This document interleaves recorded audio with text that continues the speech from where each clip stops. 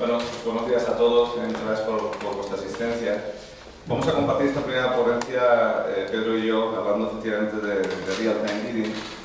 Son, bueno, pues tres palabras de un concepto que hace algunos años pues, no era familiar y sin embargo pues, ha transformado pues, de forma muy significativa el mundo de la publicidad digital, ¿no? Nosotros nos embarcamos hace algunos años, yo creo que hace un par de años aproximadamente, con Digiland, antes se llamaba Adnetic, en un proyecto yo creo que muy visionario que tenía que ver con cómo poder entender la publicidad en Internet de una forma en la que se pusiera atención en cada oportunidad, en cada interacción concreta entre anunciante, página web y usuario, ¿no? En un entorno, pues, como os podéis imaginar, pues, tremendamente pues, exigente en términos de volumen de información, velocidad para conseguir una respuesta y sobre todo inteligencia, ¿no? Y tiene mucho que ver con el hecho de que en los últimos años todo lo que es la capacidad de aportar inteligencia al negocio, la capacidad de aportar inteligencia al marketing, ha ido evolucionando, si hacemos una vista atrás de unos 10, 15 años, de un marketing en el que nos interesaba entender nuestros grupos de clientes, segmentos, diferenciar el producto para esos diferentes grupos, tipologías, etc., a un marketing de cliente, marketing uno a uno, one to one, y ahora pues estamos en una situación en la que el marketing ya no es que sea one to one, es un marketing de interacción en el cual el contexto, como os decía, en el que se produce ese contacto, ese momento de precisamente y toda la información que se puede obtener en ese instante, pues se convierte en una pieza clave para ser diferencial y tener más éxito en lo que es la actividad de venta y de publicitaria, ¿no? Entonces, vamos a estructurar esta intervención de la manera siguiente. Pedro, como CEO de Digiland, nos va a contar su experiencia directamente trabajando en el negocio. Es un ámbito pues, que se está desarrollando, como os digo, de forma espectacular. Si el mercado digital en el año 2011 representaba pues, aproximadamente 88 mil millones de dólares, 88 billones, si lo queréis decir en términos anglosajones, en 2016 estará por los 140 billones, ¿no? Es un incremento de más del 10%. Si pensamos en el mercado Real-Time Bidding, en 2011 la cifra era de 1,4 billones y en 2016 se estima que esté en los 14-15 billones, es decir, es un incremento anual del 56%, ¿no? Entonces, evidentemente es un área explosiva de crecimiento y, por tanto, creemos muy interesante pues, que Digiland, en este caso, comparta su experiencia. Y desde el punto de vista de Accenture, pues, nos gustará mucho también compartir cuál es todo el trasfondo desde el punto de vista de procedimientos, tecnología, base analítica, que da sentido pues, a un negocio orientado en el conocimiento como es este. Así que, Pedro, te doy la palabra. Muchas gracias. Bueno, primero, muchas gracias a Accenture por la oportunidad y gracias a todos por venir. Esperemos que sea suficientemente entretenido como para que no durmáis ahora al principio, antes del primer café. Como decía José Luis, lo que estamos intentando plantear, o sea, lo que se está planteando con el Real-Time Bidding no es tanto el cambio en sí de cómo se compra, que es una cosa que se vende mucho en el sector, se está cambiando la forma de comprar, etcétera, etcétera, por el proceso en sí del Real-Time Bidding. Desde nuestro punto de vista, y ahí Neometrics Accenture tuvo mucho trabajo con nosotros, la idea es, para nosotros lo importante realmente es cómo se toman las decisiones y en base a qué informe y en base al uso adecuado de la información para esa toma de decisiones. Entonces, como principio, digamos, lo que buscamos es pasar de buscar espacios publicitarios en base a afinidad del perfil, porque tiene un 30 o 40 o un X% de afinidad a la audiencia de un soporte, y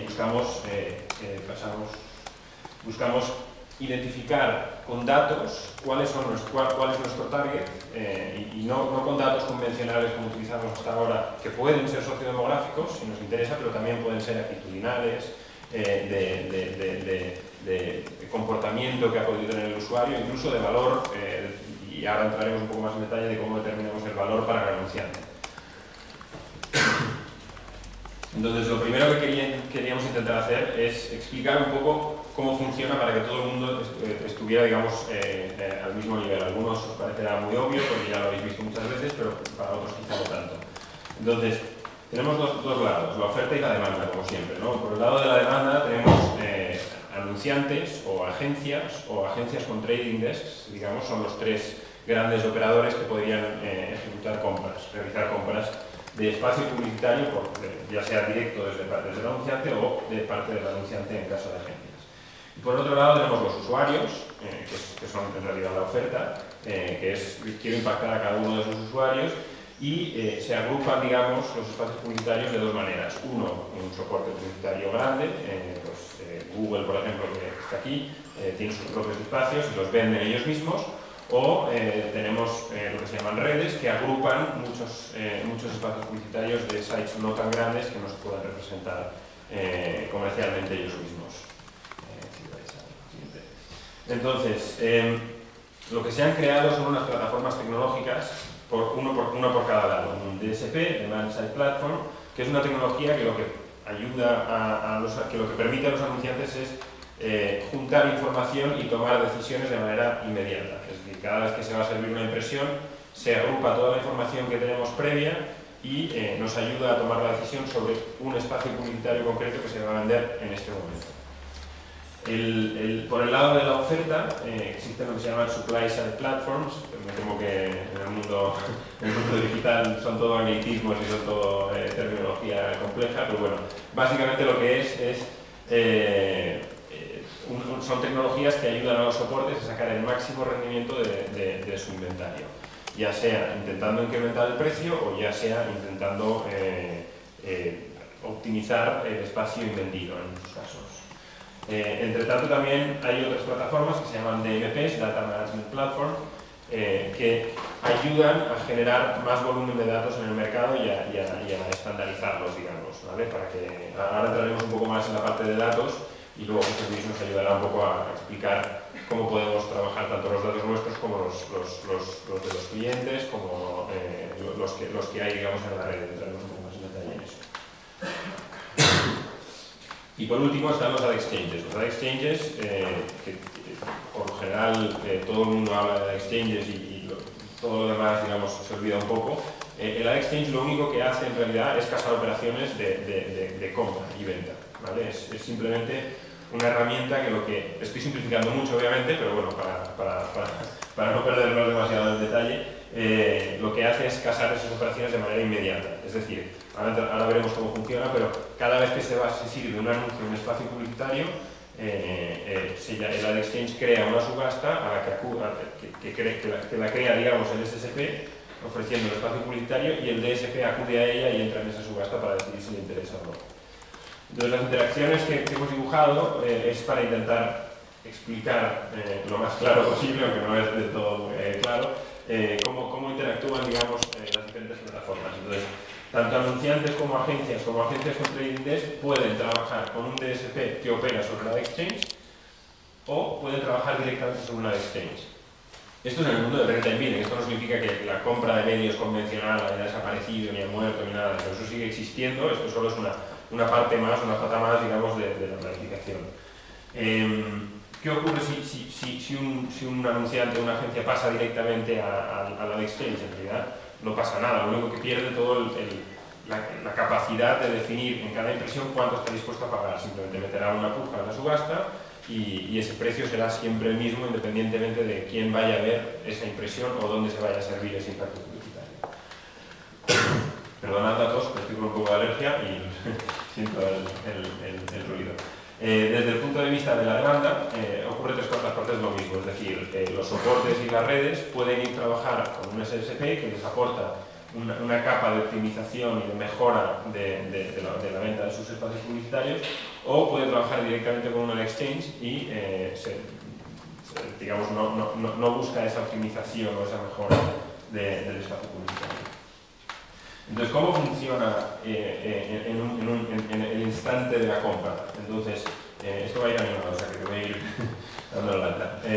Lo primero que ocurre es que un usuario entra en una página. Hemos cogido YouTube, entra en la página, se está cargando y en el proceso de cargarse la página hay un espacio publicitario. Ese espacio publicitario, en este caso YouTube, se lo manda a la exchange. El ad exchange recibe la información de la URL donde va a salir el espacio, hemos dicho YouTube, con todo el detalle de en qué página está, cuál es el espacio publicitario, etcétera, etcétera. Y el ad exchange crea una subasta. En esa subasta lo que hace es llamar a todos los DSPs. Aquí, si hubiera un SSP, estaría aquí en medio, justo antes de mandárselo al ad exchange. Lo que hace hace la Exchange es crea esa subasta y llama tanto a DSPs como a empresas o anunciantes que estén pujando en la Exchange directamente. En este caso vamos a coger Digiland, por razones obvias, como DSP.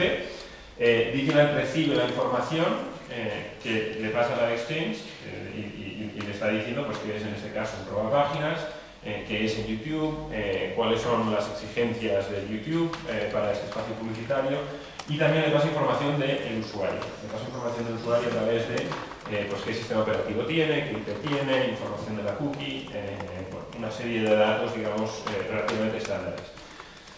Digiland, como DSP, recibe esa información y empieza a juntarlo con todas las campañas que tiene y con todos los datos que tiene de ese usuario.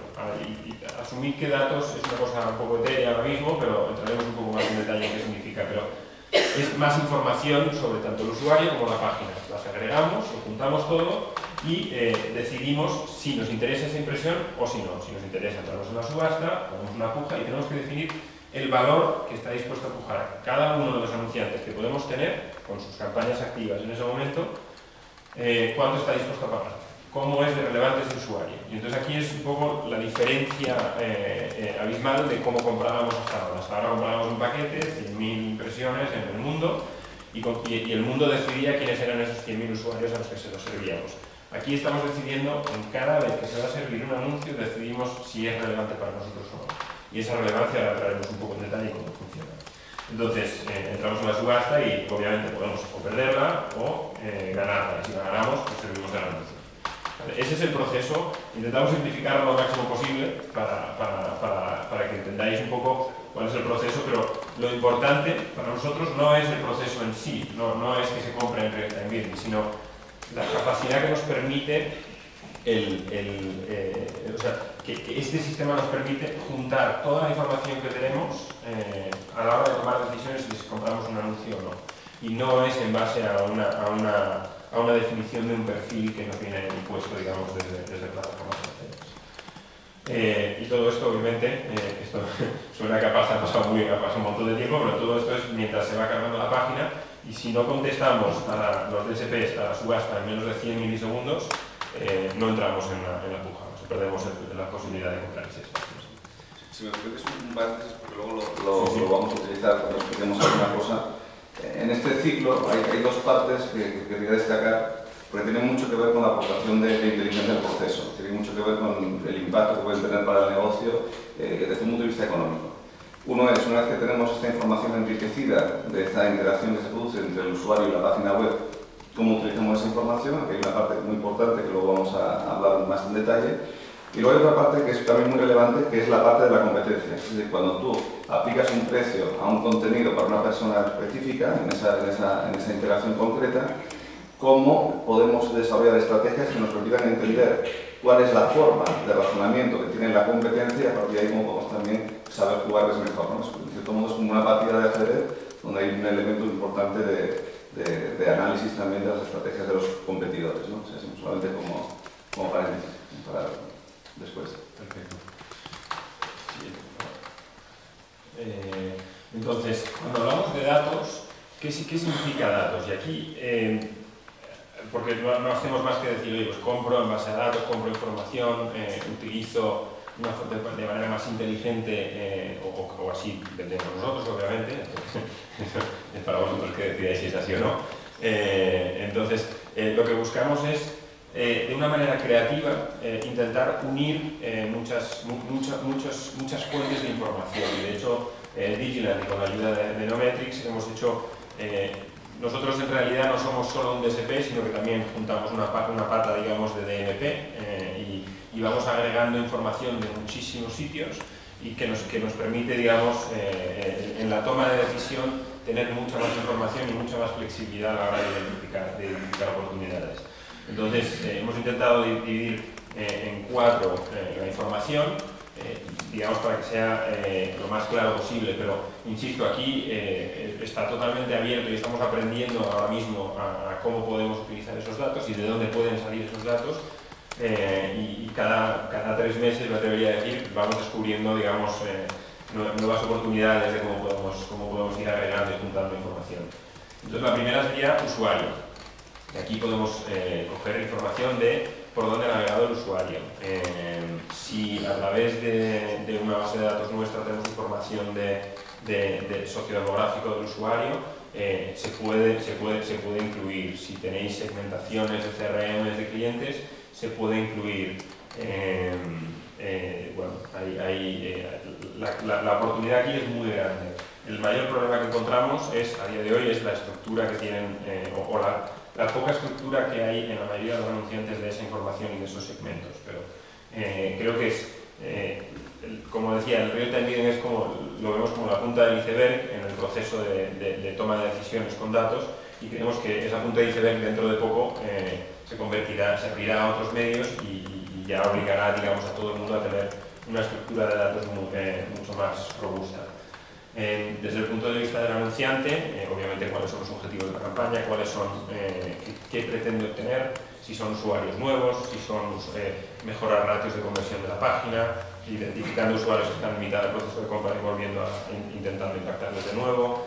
Hay, digamos, de hecho hemos tenido, a modo de ejemplo, un anunciante que nos decía, en Estados Unidos, decía, yo quiero usuarios, clientes business, y decíamos, la definición de cliente business en la publicidad convencional es, pues voy a comprar en el expansión, en el 5 días, etc., ¿no? Entonces dijimos, bueno, para nosotros un cliente business es una persona que viaja y visita 3 estados diferentes a lo largo de un mes. Entonces, ¿os parece bien como anunciante esa definición de cliente de business? Entonces, lo que buscábamos era, juntábamos esa información del anunciante con información del usuario y decíamos, un usuario que hemos visto conectado desde 3 IPs diferentes, de 3 estados diferentes a lo largo del último mes. Eso es a lo que me refiero con creatividad, con intentar buscar fórmulas diferentes de juntar información. En la parte de la página, lo que buscamos es información de dónde vamos a salir, dónde se va a servir ese anuncio. En el caso del ejemplo que teníamos antes, en YouTube. ¿Qué contenido hay? ¿Qué visibilidad va a tener el anuncio? ¿De qué se está hablando? ¿Es relevante para el anunciante o no? Ese es el tipo de información que buscamos en la página. Y luego otras variables, aquí esto es una especie de cajón desastre que aquí con cada anunciante, digamos, entraríamos a discutir cuáles son las diferentes oportunidades en base a la información que tiene y en base a cómo podemos utilizarlo y estructurarlo.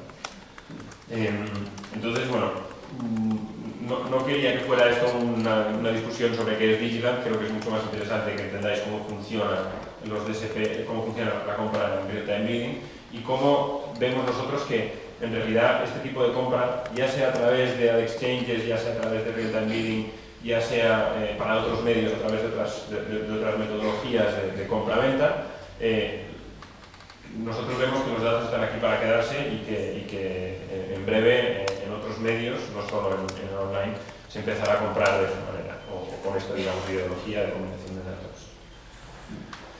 Muy bien, pues voy a empezar precisamente hablando de datos, por hilar también con la presentación de Pedro.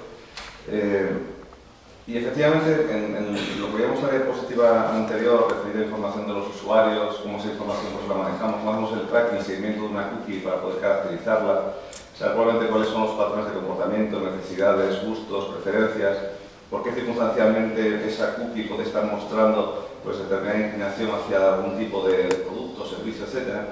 Es un elemento que es fundamental, pero es un elemento que tiene una serie de particularidades que lo hacen todo un reto desde el punto de vista analítico.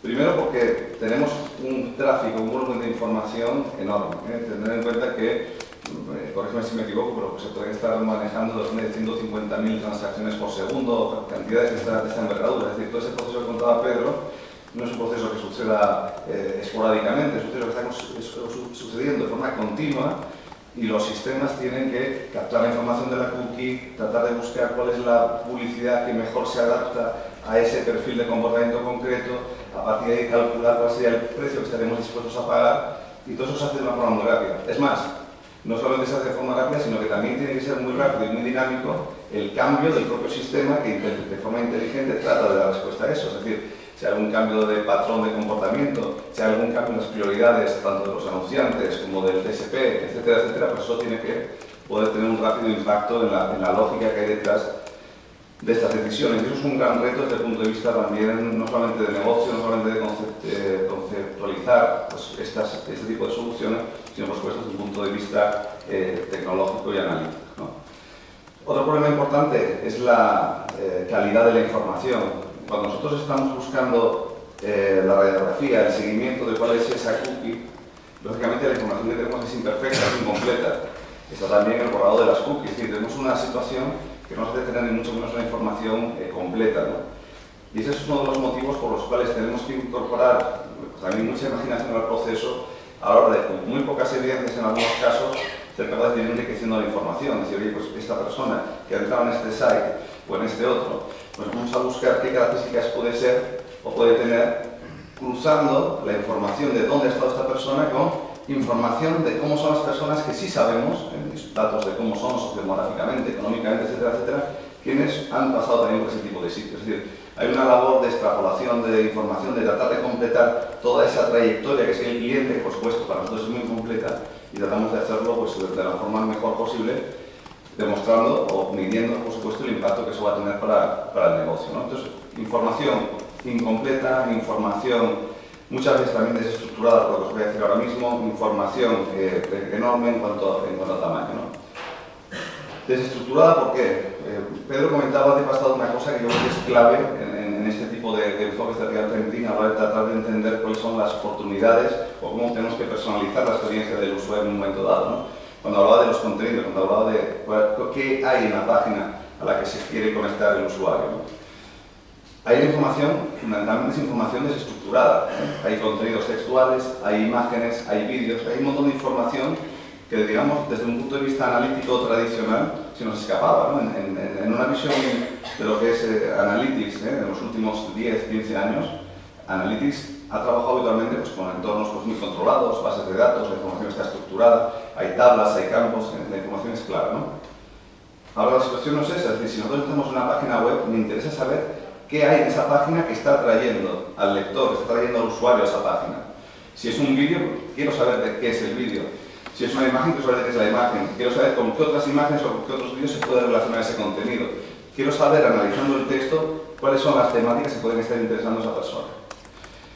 Y eso nos abre una ventana que es totalmente distinta, es totalmente nueva. Y es la de no solamente ser capaz de pensar en cómo personalizo mi publicidad, mi contenido publicitario, de acuerdo a ese tracking, a ese seguimiento de cómo era la trayectoria de esa cookie, de esa persona, que ha ido teniendo pues, una serie de interacciones a través de la web, sino también de los propios contenidos que hay en una página. ¿Y por qué esto es muy relevante? Porque sabéis que la legislación en términos del manejo de cookies, del uso de información personal en ese sentido, pues está cambiando, es bastante inestable, ¿eh? En unos países pues, ya está empezando a cambiar, se prevé que va a haber cambios importantes en la Unión Europea en breve, con lo cual tener la capacidad de decir, mira, yo puedo adaptar mi mensaje publicitario, en este caso mis ofertas, mis precios para el contenido publicitario, no solamente al seguimiento de esta cookie, que a lo mejor en un futuro podría llegar a pasar que tengamos todavía menos capacidad para hacerlo, podría llegar a suceder, pero tenemos otra puerta que es importante, que es, sabemos los contenidos, o podemos saber cuáles son los contenidos que hay en los diferentes sites, podemos ver qué sites tienen más afinidad, quiénes son más similares, ¿no? Todo este análisis de lookalike, de similaridades y parecidos entre sites es muy importante. Y una vez que tenemos esa, digamos, segmentación, esa categorización, esa forma de poder entender pues, cuáles son los contenidos, podemos hacer un análisis diciendo, oye, pues para estos contenidos, ¿qué tipo de publicidad funciona mejor? Cuando estoy en un periódico generalista y tiene una sección en concreto, pues cuál es el contenido que funciona mejor en ese caso. Si es una página pues, mucho más específica, que tiene que ver con alguna fobia, alguna afición, pues qué es lo que funciona y lo que no funciona, ¿no? Y es un elemento que creo que es importante también en la estrategia de un DSP en este caso, ¿no? Poder tener la capacidad no únicamente de utilizar la información de la cookie, sino de la información de los contenidos, ¿no? Volumen de información, velocidad de la información, lo que se decía, las 150.000 transacciones por segundo que se tienen que resolver, manejo de información desestructurada. A mí es un concepto que no me gusta, pero en este caso, cuando hablamos de Real Time Bidding, es un ejemplo perfecto de lo que es un entorno, desde el punto de vista tecnológico, de Big Data. Un reto que hace unos pocos años pues, no estaría al alcance de los medios que disponíamos desde el punto de vista de las necesidades de almacenamiento de información, las necesidades de procesamiento de información, etc. Por introducir un poco el concepto o el elemento tecnológico, Voy a hacer un poco, simplemente un repaso por cuáles son de alguna forma las tecnologías que posibilitan pues, utilizar pues, este caudal de información para poder tomar decisiones tan rápido, ¿no? Por un lado están pues, todo lo que son los sistemas de almacenamiento de información, y que me permiten manejar información tanto estructurada como no estructurada, ¿no? Todos habéis oído hablar en los últimos tiempos pues, de los Hadoop, de los Cassandra y todo este tipo de infraestructuras, muchas de ellas en open source, algunas propietarias, pero que me permiten tener una disponibilidad de acceso a volúmenes de información muy grandes. Por otro lado, todo lo que es la tecnología de paralelización en lo que es el ámbito analítico, es decir, que podemos desarrollar capacidades de análisis y que podemos paralizarlas, podemos hacer varios recorridos, varios análisis a la vez, y eso nos permite ganar muchísimo en términos de velocidad. Y hay otra tecnología que en los últimos tiempos también está proporcionando una diferencia, que es toda la tecnología que nos permite hacer todo esto en la memoria de un computador. El cálculo de memoria es muchísimo más rápido que el cálculo cuando utilizas un disco duro y este tipo de almacenamiento, y eso nos posibilita pues, hacer estos análisis, ¿no? Entonces, básicamente, como insisto, Real-Time Bidding es un ejemplo perfecto de lo que es una problemática de Big Data, y por utilizar otro concepto que también pues, es muy familiar para todos nosotros en los últimos tiempos, los requerimientos computacionales son tan importantes y son tan flexibles, es decir, la necesidad de poder analizar información puede cambiar tan rápidamente que es también un candidato ideal para todo lo que es el manejo de información en la nube, ¿no? Todo este concepto del cloud computing pues es también muy cercano a todo lo que es el mundo de Real-Time Bidding. ¿Cuáles son las evoluciones desde el punto de vista precisamente también del análisis que estamos previendo pues, en este ámbito? Bueno, pues como decía Pedro, pues todo lo que es el análisis de la persona, todo lo que es el análisis de su evolución, de su trayectoria, es fundamental, el análisis de los contenidos también. Y en los últimos tiempos pues también vemos que hay una gran relevancia en todo lo que es el uso de la información social. Cuando digo información social de las personas, no me estoy refiriendo únicamente a lo que es el análisis de las redes sociales, de un Facebook, de un Twitter, que también que es importante.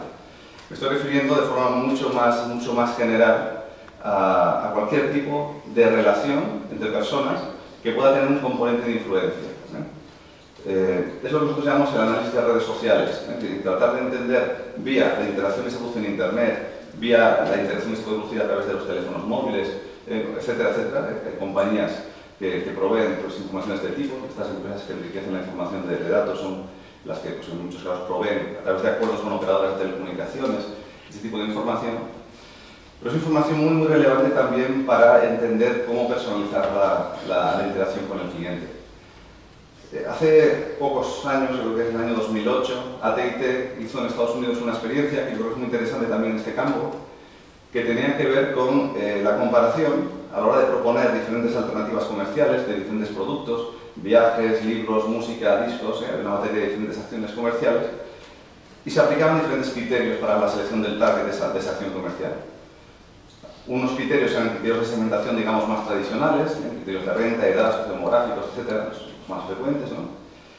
Y luego, por otra parte, había una definición del target que se basaba exclusivamente en un concepto que también tiene una palabra bastante fea, que es el concepto de homofilia. Homofilia era el concepto que o la palabra que utilizaban para definir el hecho de que cuando tú identificas una red social pequeña, de personas muy vinculadas, muy relacionadas, donde incluso puede haber una relación personal, el hecho de proponer en esa esfera social tan reducida el tipo de productos que parece que responden a las necesidades de uno de los miembros de esas comunidades, como cualquiera, pues tiene un impacto muy fuerte en términos de venta, porque personas en entornos sociales muy cercanos, muy similares, pues tienen patrones de comportamiento también parecidos. Esto tiene todas las instrucciones que queráis, pero el test era el siguiente. Vamos a comparar las tasas de éxito, donde yo utilizo todos estos criterios, digamos, tradicionales de segmentación, enfrentados a un criterio únicamente de voy a seleccionar personas que pertenecen a comunidades sociales muy próximas, de 3, 4, 5 personas, de personas que han tenido un comportamiento positivo en relación a la compra de discos, de libros, de viajes, etc.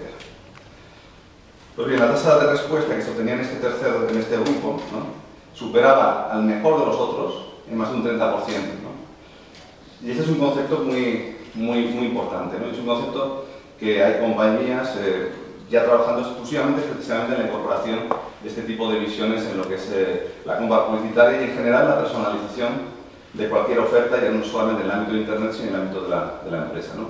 Y esta dimensión social es otra de las que previsiblemente pues, incorporaremos en este ámbito, ¿no? Y si seguimos, ya para terminar, no quiero tampoco quitar más tiempo, pero si seguimos con lo que es el ámbito analítico, en el ámbito analítico hay otro elemento importante que marca pues, trayectoria, marca tendencia en lo que es real-time bidding, que es cuando yo hacía antes la puntualización de que en una fase del proceso que indicaba Pedro hay una competencia, lógicamente, es decir, es una puja porque yo compito contra otros que están aplicando técnicas más o menos similares para llegar al mismo objetivo, que es conseguir pues, un rendimiento, un resultado. Con lo cual, nosotros estamos apostando, estamos diciendo, mira, este contenido publicitario concreto, la oferta de esta Nikon digital, una cámara de estas características, la voy a presentar a este individuo y mi oferta económica, supongamos que fuera así, es de 0,0004 dólares, ¿no? Claro, mi competencia está actuando de otra manera, probablemente esté proponiendo, pues, seguramente, otro tipo de productos y a otro precio. A veces ganaré y a veces perderé. ¿Qué es lo que nos interesa muchísimo saber? Y pagaríamos muchísimo por conocer. ¿Cuál es la estrategia que ellos están utilizando? Es decir, a partir de qué información, a partir de qué tipo de propensión, a partir de qué patrones ellos toman la cierta lógica que les permite fijar unos precios u otros para diferentes contenidos, ¿no? Esto puede tener que ver también con el inventario publicitario que tienen, con la información que no tenemos, ¿vale? Pero esa información es muy útil. Y aquí se abre una línea, desde el punto de vista de análisis, que también es muy importante, y es, puede interesarnos en muchos casos tener una estrategia controlada, por supuesto, que nos lleve a ganar, seguro, con precios más altos de lo que sería razonable, y en ocasiones a perder ciertas apuestas, ciertas pujas, con el fin de tratar de ir desentrañando cuál es la estrategia que siguen los competidores, ¿no? Y esto da entrada, desde el punto de vista, digamos, matemático, analítico, a un nuevo tipo de modelos en lo que son estas capacidades que tienen que ver con la teoría de juegos. Yo soy un jugador, estoy luchando, estoy actuando como contrincante de otros jugadores que tienen diferentes estrategias y en la medida que yo desarrolle pruebas controladas a pequeña escala para tener evidencias de cuál es el precio al que ellos están pudiendo ganar o el tipo de lógica que puede haber detrás de sus comportamientos para diferentes tipologías de cookies, etc., eso puede desentrañar pues, mucho valor porque me va a permitir saber con quién estoy compitiendo, ¿no? Y es otro ámbito de muchísima proyección, de todo lo que es la parte de teoría de juegos desde el punto de vista analítico. Y bueno, sí, un punto para mí, nosotros de hecho estamos muy metidos en esa parte y conceptualmente, sobre todo en España, en la parte de real-time bidding, la mayoría de la gente lo asocia solo a retargeting, es decir, un usuario que pasa por mi página, ha mostrado interés en el producto que yo promociono y voy y le impacto a ese usuario en base a la información de que ya ha mostrado interés en mi producto. Entonces, esas guerras entre distintos anunciantes del mismo sector son brutales. O sea, un usuario que entra a comprar un billete, un vuelo de Madrid a Barcelona, no solo entra en Vueling, sino también entra en Iberia, o también entra en Kayak, o también entra en distintos sitios, ¿no? Entonces, todos ellos están trabajando con tecnologías muy similares y con una lógica de compra que es la misma. Un usuario que ha mostrado un interés que es básico, que es ha pasado por mi página. Entonces, nosotros ahora mismo digamos, la tendencia general del mercado es a salir a comprar todos lo mismo y comprar todos esa parte de retargeting. Sin embargo, nosotros lo que estamos planteando es, oye, gástate lo mínimo o lo justo que imprescindible para esa mejora de ratio de conversión de gente que pasa por tu página y ha mostrado interés, pero no pierdas la camisa en esa batalla, porque lo único que estamos haciendo es todos subir pujas, porque el usuario es el mismo. Y en esa subasta que veíamos, todos los anunciantes, 6 o 7 anunciantes se van empujando todos contra ese mismo usuario. Entonces lo que buscamos es, a través de modelos como los que comentaba José Luis, de modelización de lookalike, es identificación de patrones de navegación, patrones de consumo y patrones de navegación por Internet, identificar usuarios que se parecen mucho, estadísticamente, obviamente, en su comportamiento a los usuarios que para nosotros tienen un valor importante. Y de esa manera nos salimos de entrar en una espiral de subastas alcistas y mejorar, digamos, la eficiencia del gasto, del presupuesto del anunciante. Entonces, parece que es una guerra, que es una cosa que no va a ocurrir, ese tipo de teoría, esos conceptos de teoría de juegos, de todos empujando por lo mismo, todos con una misma estrategia. Si todos seguimos la misma estrategia, lo único que va a hacer es subir el precio de una manera abrumadora y muy rápida, creedme. Sin embargo, si vamos buscando fórmulas diferentes de toma de decisiones y de idear con la información que tenemos disponible, formas creativas de toma de decisiones y de identificación de valor del usuario, será mucho más eficiente la toma de decisiones que simplemente un modelo estándar que todos utilizaríamos. Entonces, mi consejo para vosotros sería, si vais a entrar en el mundo del real-time bidding como tal, tenéis que buscar transparencia y visibilidad de cómo se están tomando esas decisiones. No lo cedáis a un tercero, porque cuando llegue el momento de que tengáis que hacer esto para varios medios, no solo el digital, entonces la discusión será otra y vosotros estaréis por detrás y habréis perdido una posibilidad, una ventaja de crear una ventaja competitiva a la hora de tomar decisiones y de entender cómo se pueden usar esos datos, digamos. Eso es como lo plantearía yo. Yo solamente quería mostraros una imagen que creo que probablemente conoceréis, pero creo que esta de los tiempos que estamos en el proyecto, ¿verdad? Ha empeorado. Por eso, o sea, ves la gran complejidad de actores, bueno, ya no solamente las diferentes compañías dentro de cada ámbito, ¿no? Pero fijaos la gran complejidad de actores que cuando hablamos de real-time bidding, probablemente esto tiene que ver con dos cosas, ¿no? Con el hecho de que hay cierta inmadurez, probablemente pues habrá cierta integración de todo este tipo de cuestiones con el tiempo, ¿no? Pero también dos cuestiones más, la complejidad que hay aquí, la complejidad en cuanto a los diferentes elementos que se tratan. No hay nadie que sea propietario de toda la información, las visiones que hay de los datos son parciales, tienes que llegar a acuerdos para conseguir una cierta visión de calidad, tienes que incorporar inteligencia para obtener el valor de los datos, etc., ¿no? Y luego otra cuestión que tiene que ver con la gran complejidad que hay aquí, tiene que ver también con lo que decíamos al principio, es el valor económico que hay en este área. Es decir, es un área, como os decía, con unos crecimientos anuales de más del 50%, que va a multiplicar en los próximos 5 años por 10 su tamaño a nivel mundial, llegando a cifras de 14, 15 billones de dólares, y lógicamente es un terreno complejo, pero un terreno muy prometedor, ¿no? Tanto para las compañías que trabajan en estos ámbitos como lógicamente para las compañías que se anuncian, que identifican y ven aquí, a través de esta personalización, pues un valor importante, ¿no? En la mejora de sus ratios de respuesta y de éxito, ¿no? Hay otro reto que está implícito en todo esto, ¿no? Que también tiene que ver un poco con cuál es también nuestra posición en este ámbito, y es cómo de alguna forma arbitrar, cómo de alguna forma conocer pues, la calidad dentro de lo que es el valor que esto aporta para el cliente final, para el cliente que al final se está anunciando y está contratando este tipo de servicios, de cada uno de estos diferentes actores, ¿no? Cuando hablamos de proveedores de datos, ¿qué datos son? ¿Son datos relevantes? ¿Son datos de calidad? ¿Hasta qué punto esos datos me están aportando más valor económico, ¿no? Y esa es otra de las actividades en las que, digamos que la actividad de trabajo, de investigación y de colaboración con nuestros clientes pues está desarrollando actualmente, ¿no? Tiene que ver con todo lo que es la auditoría, el seguimiento y el control de cómo funciona este ecosistema tan complejo, ¿no? No sé si Pedro, si quieres añadir alguna cosa o quedamos a vuestra disposición para cualquier pregunta. ¿Vale? Oye, me ha encantado saber que la teoría de juegos, que yo estudié en cuarto de carrera de matemáticas, está a la orden del día. Voy a recuperar los apuntes rápidamente. Me ha encantado este mensaje.